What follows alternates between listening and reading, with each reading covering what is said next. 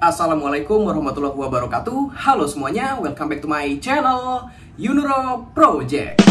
Pada kesempatan video kali ini gue akan ngebahas salah satu skutik dari pabrikan yang berlogo S lagi teman-teman. Motor ini lagi rame banget dibahas. Motor tersebut adalah Suzuki Burgman Street 125X. Dimana di video kali ini gue akan memberikan informasi untuk kalian mengenai kelebihan dan kekurangan dari Suzuki Burgman Street 125X nya.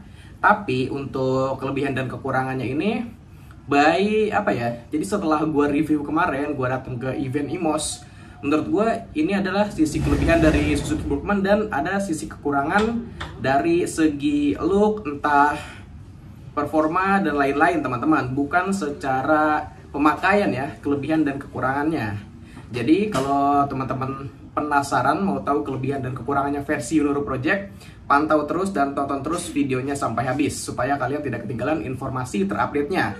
Siapa tahu kalian yang mau beli Suzuki Burgman ini lagi nyari-nyari informasi nih kelebihan dan kekurangannya. Oke, gak usah banyak basa-basi, sekarang kita langsung lanjut aja bahas kelebihan dan kekurangan dari Suzuki Burgman Street 125X-nya.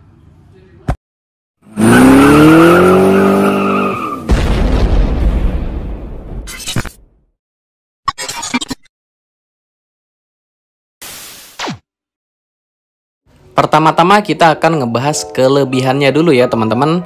Jadi kelebihan yang pertama itu menurut gue adalah pijakan kakinya yang luas. Ditambah lagi bisa selonjoran teman-teman. Jadi gayanya ini kayak maxi skutik banget teman-teman. Tapi bisa buat bawa galon. Wah mantep banget ini. Kelebihan selanjutnya yang kedua itu ada pada bagian speedometernya yang sudah full digital teman-teman. Jadi kesannya itu lebih modern banget. Kelebihan selanjutnya dari Suzuki Burgman Street 125X yang ketiga berarti ya teman-teman, yaitu pada bagian joknya. Karena joknya ini asli lebar teman-teman. Buat gue ya yang beratnya 85 kilo dan berisi ya teman-teman, pasti butuh banget jok yang lebar supaya napak semua tuh pantatnya. Hehehe. Selanjutnya, kelebihan Suzuki Burgman Street 125X yang keempat adalah bagasinya. Karena untuk skutik di kelas 125cc punya bagasi 21,5 liter itu tergolong besar teman-teman. Walaupun ada yang lebih besar yaitu Yamaha Frigo ya dengan kapasitas 25 liter. Tapi menurut gue udah cukup besar ini di 21,5 liter. Next, untuk kelebihan yang kelima menurut gue ada pada bagian sistem pencahayaan yang di lampu utamanya itu sudah LED teman-teman. Ditambah lagi adanya DRL yang sudah LED juga. Walaupun stop lampnya sudah LED, tapi kalau stop lamp kayaknya kurang pengaruh. Lebih pengaruh ke lampu utama yang sudah LED teman-teman. Jadi pencahayaan lebih terang dan lebih awet juga. Lanjut, untuk kelebihan yang keenam ada pada bagian electric power socket atau USB outlet teman-teman.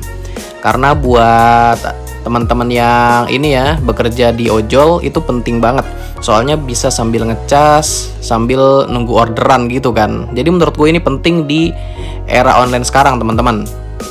Yang ketujuh, kelebihannya ada pada bagian fitur engine auto stop start.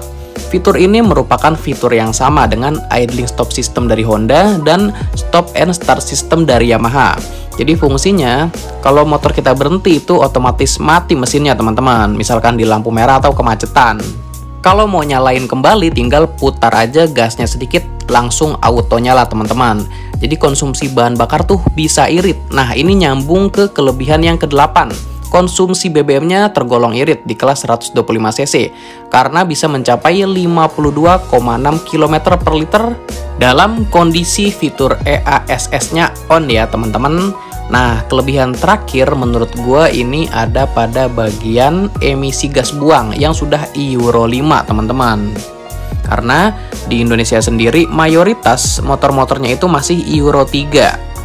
Itu tadi adalah 9 kelebihan dari Suzuki Burgman Street 125X versi Yunuro Project ya teman-teman. Sekarang kita masuk ke kekurangannya. Total kekurangannya menurut Yunuro Project itu ada 6. Pertama, pada bagian bodinya, bodi belakang terutama. Bodi belakangnya tuh bengkak banget teman-teman.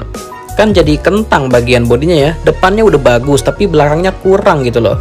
Mungkin ini disebabkan karena bagasinya yang luas sebesar 21,5 liter. Dan tangki bahan bakarnya juga tergolong gede ya buat motor 125 cc karena 5,5 liter untuk kapasitasnya. Lalu untuk kekurangan yang kedua ada pada bagian sistem penguncian yang masih model magnetik. Ini rawan banget ya kalau lagi musim motor hilang, aduh ngeri banget hilang teman-teman. Lanjut, untuk kekurangan dari Suzuki Burgman Street 125X yang ketiga ada pada bagian ukuran ban. Ukuran ban ya, bukan ukuran velg. Karena pada video sebelumnya gue kan mengkomparasi antara Frigo dan Suzuki Burgman. Nah, si Frigo itu kaki-kakinya juga pakai ring 12, tapi ukuran bannya lebih gede. Jadi itu lebih bagus teman-teman. Sementara ini bodinya bongsor, tapi untuk ukuran bannya lebih kecil. Jadi kelihatan bantet gitu teman-teman. Ini menurut gue pribadi ya, walaupun pada saat gue coba ergonominya, duduk di bagian jok depan itu jinjit dengan tinggi 170 cm. Keempat, kekurangannya ada pada bagian sistem pendingin yang masih pakai pendingin udara. Karena untuk pendingin udara itu kurang cocok di tempat yang jalanannya tuh macet teman-teman, kayak di Jakarta contohnya. Soalnya kinerjanya itu dipengaruhi oleh kecepatan motor, di mana harus menempuh kecepatan tertentu supaya sirip mesinnya bisa kena angin. Kekurangan selanjutnya, yang keberapa berarti teman-teman? Yang kelima ya. Yang kelima itu untuk power maksimumnya. Itu Suzuki Burgman tergolong kecil kalau dibandingkan dengan 3 motor yang sudah gue bahas sebelumnya, yaitu Frigo di angka 9,3 HP, Lexi 11,7 HP, Vario 125 10,9 HP. Sementara Suzuki Burgman itu di angka 8,4 HP. Mungkin ini dipengaruhi karena emisi gas buangnya yang sudah Euro 5 ya teman-teman.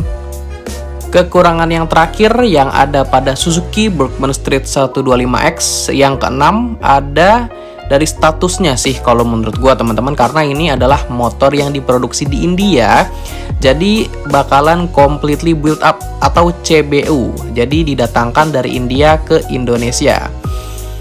Jadi kalau ada masalah, gua rasa masalah spare part ya maksud gua, bakalan agak lama sih untuk ketersediaannya. Terus untuk motornya juga nggak bakal ready terus karena harus pesan dulu ke India. Menurut gue seperti itu pengalaman yang gue tahu teman-teman. Gimana menurut kalian mengenai kelebihan dan kekurangan dari Suzuki Burgman Street 125X-nya? Silahkan jawab di kolom komentar. Siapa tahu kalian punya, menurut kalian ini adalah kelebihan dari Suzuki Burgman juga. Nah, siapa tahu ada juga mau nambahin nih, ini sebenarnya kekurangan juga nih bang. Nah, bisa aja tulis di kolom komentar aja teman-teman. Siapa tahu yang mau beli si Suzuki Burgman ini bisa mendapatkan informasi dari kalian juga. Oke, gue rasa cukup sampai di sini dulu informasi yang bisa gue sampaikan. Sebelumnya terima kasih buat teman-teman yang sudah menyempatkan waktunya untuk nonton video gue. Jika video ini bermanfaat, jangan lupa di like dan share. Terus kalau teman-teman punya masukan atau saran buat konten atau buat channel ini, bisa bantu di komen aja.